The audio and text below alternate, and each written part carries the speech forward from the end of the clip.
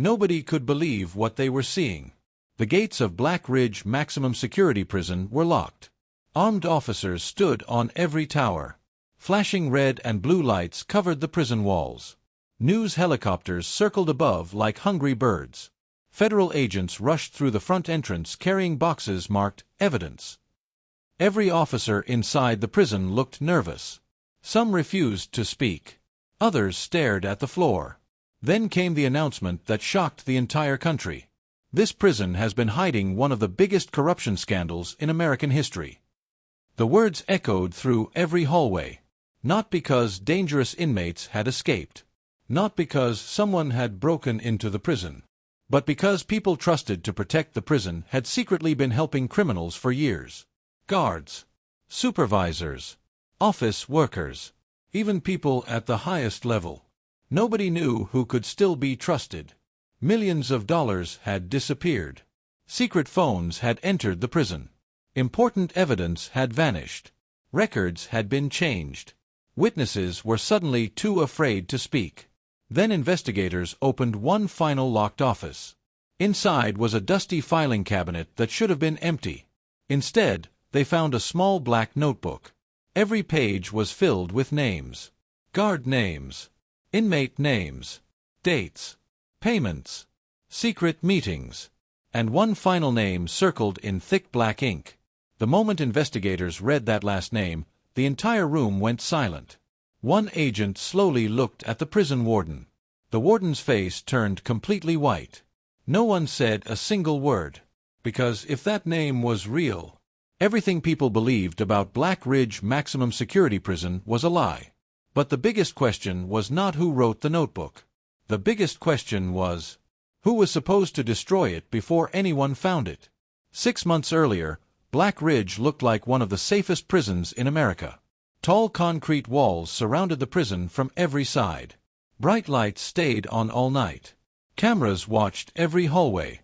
Heavy steel doors opened only after several security checks. Every morning began exactly the same way. The loud alarm sounded before sunrise. Cells opened one by one. Guards counted every inmate. Breakfast trays rolled through the hallways. Nothing seemed unusual. Nothing seemed dangerous. At least that was what everyone believed. Officer Ethan Brooks had worked there for almost 8 years. He believed in rules. He believed every inmate deserved fair treatment. He believed every guard should protect the law. Most people respected him because he never accepted gifts, never broke prison rules, and never looked the other way. His closest friend was Officer Daniel Carter. Daniel often joked that Ethan worried too much. "Relax," Daniel would laugh. "This place runs like a clock." Ethan smiled, but deep inside, something never felt right. Little things bothered him.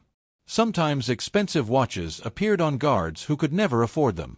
Sometimes inmates received special meals without permission. Sometimes security cameras stopped working for only a few minutes before suddenly working again. Whenever Ethan asked questions, someone always had an answer. "It's just paperwork." The camera needed repairs. Someone made a simple mistake. Nothing ever sounded serious. Still, Ethan kept noticing strange things. One afternoon he watched an inmate named Marcus Reed sweeping a hallway. Marcus was quiet. He stayed out of trouble. Most guards barely noticed him. But Ethan noticed something strange. As Marcus pushed his broom past a supply closet, another officer quietly slipped a folded piece of paper into the broom bucket without saying a word. Marcus never looked surprised. He simply kept walking. A few minutes later, the paper was gone. Ethan checked the hallway cameras. For some reason, the recording during those exact 2 minutes had disappeared. The missing footage bothered him all night. The next morning, he asked the control room officer about it. The officer barely looked up. System error. Again. Another system error. That made 3 missing recordings in 1 month.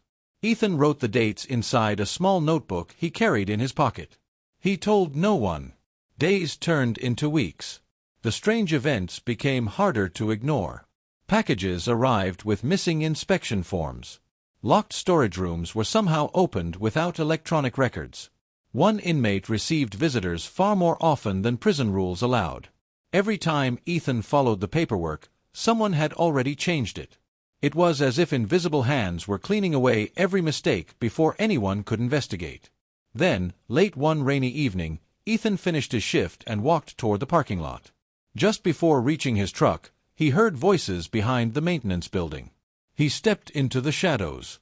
Two people stood under the dim security light. One was a prison guard. The other wore an expensive business suit. The suited man handed the guard a thick envelope. The guard quickly hid it inside his jacket. Then the businessman quietly whispered words that made Ethan's heart pound. "Make sure nobody finds the ledger." At that exact moment, Ethan accidentally stepped on a loose piece of gravel. The sharp crunch echoed through the dark night. The two men stopped talking. Slowly, they both turned and looked straight toward the shadows where Ethan was standing. For one long second, nobody moved. Officer Ethan Brooks stayed completely still behind the maintenance building. His heart beat so hard that he thought the two men could hear it. The guard narrowed his eyes. "I heard something," he whispered. The businessman looked toward the darkness. "So did I." Ethan carefully took one slow step backward. Another small rock rolled across the ground. The guard pulled out a flashlight. "There." A bright beam of light swept across the parking lot. Ethan quickly ducked behind a large dumpster. He held his breath as the flashlight moved closer. The footsteps grew louder. Crunch, crunch, crunch. The beam passed just inches from his face. "If someone's there, come out," the guard shouted. Ethan knew he could not stay hidden forever. Just then, another officer drove into the parking lot. The headlights lit up the entire area. The guard quickly turned off his flashlight. "Forget it," the businessman said quietly. "We don't have time." The two men hurried toward a black SUV parked near the fence. Within seconds, the vehicle disappeared into the night. Ethan stayed hidden until the parking lot became silent again. Only then did he slowly stand up. His hands were shaking. He looked toward the place where the two men had been standing. Nothing was left behind. Almost nothing. Near the curb was a small silver key. It had no label, no number, no clue about what it opened. Ethan slipped it into his pocket before anyone else noticed. The next morning, Black Ridge Maximum Security Prison looked normal again. The alarms sounded. The inmates lined up for breakfast. The guards walked their usual rounds. But Ethan could not stop thinking about the words he had heard. "Make sure nobody finds the ledger." What ledger? Who wanted it hidden? And why would someone pay a prison guard to keep it secret? He decided not to tell anyone yet. If the corruption reached high-ranking officers, he did not know who he could trust. Instead, he started watching more carefully. He noticed Officer Ryan Collins, the same guard from the parking lot, acting strangely. Ryan kept checking his watch. He left his post several times without explaining why. He spoke in whispers whenever another guard came near. Whenever Ethan walked into the room, the conversation stopped. It happened too many times to be a coincidence. Later that afternoon, Ethan visited the prison records office. He wanted to look at old maintenance reports. The missing camera footage had always happened near the same hallway. Maybe there was a reason. The records clerk smiled politely. "I'm sorry," she said. "Those files are missing." "Missing?" Ethan asked. "They were here yesterday." She searched every cabinet, every shelf, every storage box. Nothing. "It doesn't make sense," she said. "Someone signed them out this morning." "Who?" She checked the computer. Her face suddenly changed. "The computer says, nobody. There has to be a name." She shook her head. The record was deleted. Deleted. Again. Another trail had disappeared. As Ethan walked back through the prison, he passed the library. Inside, inmates quietly read books while another officer watched from the door. Marcus Reed sat alone at a small table. When he noticed Ethan, he gave a tiny nod. It was unusual. Marcus almost never looked directly at guards. As Ethan walked past, Marcus whispered without lifting his head. "They're watching you." Ethan kept walking as if he had heard nothing. A few minutes later, he returned during his break. The library was almost empty now. Marcus was placing books back on a shelf. Without looking at Ethan, he quietly spoke. "You asked too many questions. What do you know?" Ethan asked. Marcus kept arranging books. "Enough to know you're in danger." "Danger from who?" Marcus finally looked at him. "You think the prison is controlled by the warden." He paused. "It isn't." Before Ethan could ask another question, another inmate entered the library. Marcus immediately became silent. The chance was gone. That evening, Ethan drove home with dozens of questions racing through his mind. He unlocked his front door. Everything looked normal. The television was off. The kitchen was clean. Nothing seemed out of place. Then he noticed something sitting on his dining room table. A plain white envelope. He was certain it had not been there that morning. There was no stamp, no address, only his name written across the front. Inside was a single photograph. It showed Ethan standing behind the maintenance building the night before. Someone had secretly taken his picture while he watched the meeting. On the back of the photo were 6 handwritten words. "We know what you saw, Ethan." His stomach tightened. Someone had followed him. Someone knew where he lived. Someone had entered his house without forcing the lock. As he stared at the photograph, his phone suddenly rang. The number on the screen was blocked. He answered without speaking. For several seconds, there was only silence. Then a calm voice said one sentence. "Return the key, or the next picture won't be of you." The call ended. Ethan Brooks stood frozen in his living room. The phone was silent again. His hands shook as he looked at the photograph one more time. Someone had followed him. Someone had entered his home. And somehow, they already knew about the silver key in his pocket. He locked every door and checked every window. Nothing was broken. Nothing was missing. Whoever had entered his house knew exactly what they wanted. They had not come to steal. They had come to send a warning. Ethan picked up the silver key and placed it on the table. It looked ordinary. No numbers. No markings. Just a small metal key. Yet someone was willing to threaten him just to get it back. That meant it opened something important. The next morning, Ethan arrived at Black Ridge Maximum Security Prison earlier than usual. He acted as if nothing had happened. He greeted the other officers. He completed the morning count. He followed every rule. But inside, he was watching everyone. He noticed Officer Ryan Collins speaking quietly with Lieutenant Scott Harper. The conversation stopped the moment Ethan walked into the room. Ryan smiled. "Morning, Ethan." "Morning." Ryan's smile looked forced. His eyes did not. They stayed fixed on Ethan for just a little too long. Later that morning, Ethan visited the prison maintenance office. He remembered seeing hundreds of old keys hanging on the wall months earlier. Maybe someone there could identify the silver key. The maintenance supervisor, Carl Benson, studied it carefully. "I've never seen one like this," Carl admitted. "It doesn't belong to any regular prison lock." "What about older buildings?" Carl thought for a moment. "There is one place." "What place?" "The original storage level under cell block D." "I didn't know there was a lower level." "Most people don't." Carl lowered his voice. "It was closed years ago after new buildings were added." "Can I see the map?" Carl hesitated. "I'm not supposed to." Before he could finish, another employee entered the office. Carl immediately stopped talking. "The map must be somewhere in storage," he said loudly. "I'll look for it later." Ethan understood. Someone could be listening. He thanked Carl and left. That afternoon, rain poured over the prison. Dark clouds covered the sky. Thunder echoed across the yard. Most inmates stayed inside because of the weather. The prison felt quieter than usual. Too quiet. Near the end of his shift, Ethan received an unexpected message. "Report to cell block D." There was no reason given.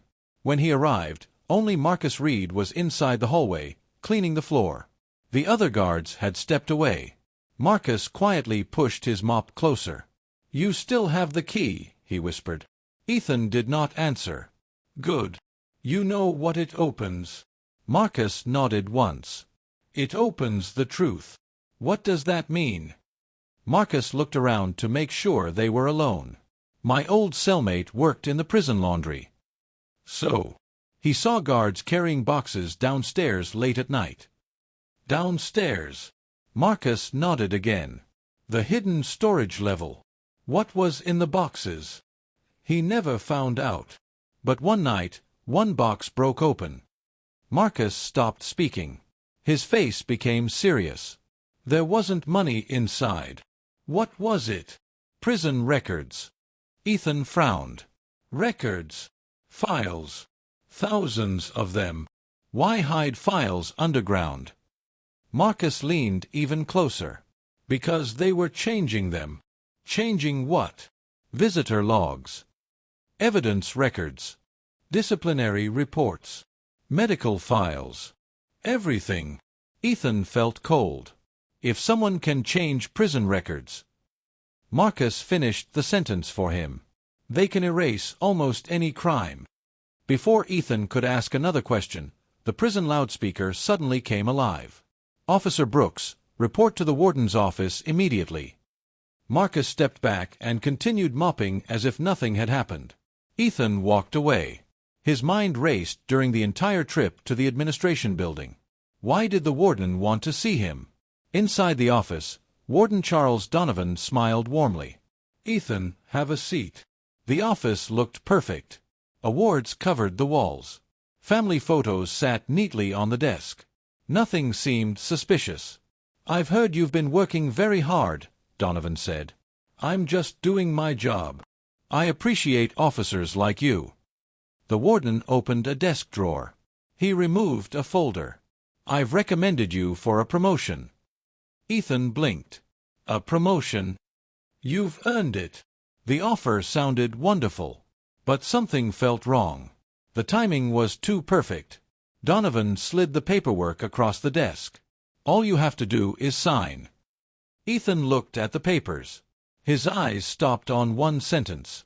The promotion required an immediate transfer to another state prison, hundreds of miles away, effective in 3 days. It was not a reward. It was a way to remove him from Black Ridge. "I'd like some time to think about it," Ethan said. The warden's smile slowly disappeared. "I wouldn't wait too long." Ethan stood up. "So, you'll consider it?" "I will." As Ethan reached the office door, Donovan spoke one last time. "Oh, one more thing." Ethan turned around. "If anyone offers you strange stories about hidden rooms or missing records—" The warden folded his hands. "Remember that inmates are very good at making up lies." Ethan gave a small nod and walked out. But he knew something important. The warden should not have known what Marcus had told him. Nobody had seen their conversation. Nobody except someone had been secretly watching Cell Block D. That night, Ethan returned to the prison after his shift ended. He parked far from the main entrance. Rain still fell across the empty yard. Using a side entrance, he quietly made his way toward the old maintenance hallway beneath Cell Block D. The silver key felt heavy in his pocket. Carl had been right. Hidden behind old pipes was a rusted steel door almost completely covered by dust. No signs. No labels. No camera nearby. Only one small keyhole. Ethan slowly pulled out the silver key. He looked once over his shoulder. The hallway was empty. He slid the key into the lock. It fit perfectly. As the lock clicked open, a voice echoed behind him. "Don't open that door." Ethan spun around. Officer Ryan Collins was standing at the end of the hallway. He wasn't alone. 5 armed guards stood beside him. The hallway became completely silent. Officer Ethan Brooks slowly took his hand off the key. Officer Ryan Collins stood at the end of the hallway with 5 armed guards beside him. None of them looked surprised. It was as if they had been waiting. Ryan folded his arms. "I told them you would come here." Ethan stayed calm. "You've been following me." Ryan smiled. No, Ethan. We've been watching you since the day you started asking questions. One of the guards stepped forward. Move away from the door. Ethan looked down the narrow hallway. There was nowhere to run. No windows. No other exit. Only the locked steel door behind him. Ryan held out his hand. Give me the key. Ethan did not move. If I refuse... Ryan's smile disappeared. Then this gets much harder. For a few long seconds, nobody spoke. Then, suddenly, the prison lights flickered. Once. Twice. The hallway went dark. An emergency alarm echoed through the prison. The guards looked around in confusion. What happened? One shouted. Red emergency lights switched on, filling the hallway with a dim glow. At that exact moment, a loud voice came over the prison speakers. Power failure in Sector 4. Maintenance teams report immediately. The distraction lasted only a few seconds. But it was enough. Ethan quickly unlocked the steel door, pulled it open, and slipped inside. He slammed it shut behind him. Ryan rushed forward. Stop him! The guards grabbed the handle. Locked. Ryan hit the metal door with his fist. Break it open. Inside, Ethan hurried down a narrow concrete staircase. The air smelled old and damp. Dust covered every step. It looked like nobody had entered this place for years. His flashlight cut through the darkness. At the bottom of the stairs was a long underground hallway. Broken shelves lined the walls. Old filing cabinets stood covered in cobwebs. Some had been forced open. Others were still locked. It looked less like a storage room and more like a forgotten archive. Ethan searched the first cabinet. Empty. The second. Empty. The third contained only old maintenance records. Then he noticed fresh footprints in the dust. Someone had been here recently. He followed them. The footprints led to a large room hidden behind a heavy metal door. Inside were dozens of cardboard boxes stacked from floor to ceiling. Every box carried prison labels. Visitor logs. Medical records. Evidence files. Personnel records. Everything Marcus had described was right in front of him. Ethan opened one box. Inside were inmate files. Some pages had been crossed out. Others had been replaced with newer copies. Names had disappeared. Dates had changed. Official signatures had been copied. Someone had been rewriting the prison's history. He opened another box. This one contained financial records. Large payments had been approved for fake maintenance projects. Thousands of dollars had been sent to companies that did not seem to exist. Another folder showed expensive security equipment that had supposedly been installed years ago. But Ethan knew that equipment had never arrived. Millions of taxpayer dollars had simply vanished. The corruption was even bigger than he had imagined. Then he found something that made him stop breathing. A thick binder labeled Confidential Payments. Inside was a long list of names. Some belonged to prison guards. Some belonged to supervisors. Some belonged to outside contractors. Beside every name was a dollar amount. Small payments. Large payments. Monthly payments. It was a complete record of bribes. Near the end of the list, Ethan saw a familiar name. Warden Charles Donovan. The payments beside his name were the largest of all. Ethan quickly pulled out his phone and began taking photographs of every page. Click, click, click. Each picture could become evidence. Each picture could expose the truth. Suddenly, he heard heavy footsteps outside the room. Ryan had gotten through the first door. "They're down here," someone shouted. Ethan looked around. He needed another exit. At the back of the room, he found an old service tunnel. It was narrow but still open. He hurried inside. The tunnel twisted beneath the prison. Water dripped from cracked pipes overhead. The sound of boots echoed behind him. They can't be far. Flashlights swept through the darkness. Ethan kept moving until he saw a small ladder leading upward. He climbed as fast as he could. The hatch above him opened into an abandoned supply closet. He quietly stepped inside and closed the hatch. For a moment, everything was silent. He slipped the binder into a large evidence bag he found on a shelf. Now he had proof. Real proof. If he could get it outside the prison, the corruption scandal would finally be exposed. He reached into his pocket for his phone. No signal. The thick concrete walls blocked every call. He needed to reach someone outside. Fast. Just then, the closet door slowly opened. Officer Daniel Carter walked inside. Ethan felt a wave of relief. Daniel was his closest friend. "I've been looking everywhere for you," Daniel whispered. Ethan showed him the binder. "I found it. This is everything. We have enough evidence to bring them all down." Daniel looked at the binder without speaking.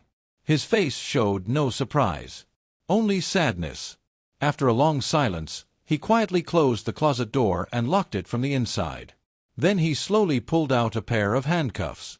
"I wish," Daniel said softly, "you had stopped asking questions when you still had the chance." Ethan stared at him in disbelief. His closest friend had just revealed which side he was really on. Ethan Brooks could not believe what he was seeing. Officer Daniel Carter, his closest friend for years, stood only a few feet away with a pair of handcuffs in his hands. The small supply closet felt smaller than ever. Daniel lowered his head. "I'm sorry, Ethan. You've been part of this all along?" Ethan asked. Daniel sighed. "It wasn't supposed to become this big." Ethan held the evidence bag tightly. "The bribes, the fake records, the missing money, you helped hide all of it?" Daniel looked away. "It started years ago. At first, they only wanted small favors. Change a report. Ignore a package. Delete a camera recording. And then, they kept paying more." Ethan shook his head. "You could have stopped." Daniel gave a sad smile. By then it was too late. Anyone who tried to leave became a problem. Before Daniel could move closer, loud shouting echoed through the hallway outside. "Federal agents! Nobody move!" Both men froze. The voices grew louder. Heavy boots raced through the prison. Someone yelled, "Secure every exit!" Daniel looked toward the door in panic. "They're here already." Ethan suddenly remembered the emergency button inside his radio. When he had entered the underground hallway, he had secretly pressed it. The signal had been weak, but it had sent a silent emergency alert to state authorities because of unusual activity inside the prison. Someone had taken that alert seriously. Now the investigation had arrived. Daniel reached for the evidence bag. "We have to destroy it." Ethan stepped back. "No." Daniel lunged forward. The two men struggled for only a few seconds before the closet door burst open. "Freeze!" Federal agents rushed inside with their weapons pointed safely downward but ready. Daniel immediately raised his hands. Ethan carefully placed the evidence bag on the floor. One agent quickly picked it up. Another opened the binder. As the pages turned, the room became silent. Every payment, every fake contract, every altered record, every name, everything was there. "This is enough," one investigator said quietly. "It's all here." Within minutes, Black Ridge Maximum Security Prison was completely surrounded. No one was allowed to leave. Every office was searched. Every computer was secured. Every financial record was collected. Teams entered the underground storage area and carefully removed every box as evidence. By sunrise, the investigation had uncovered years of corruption.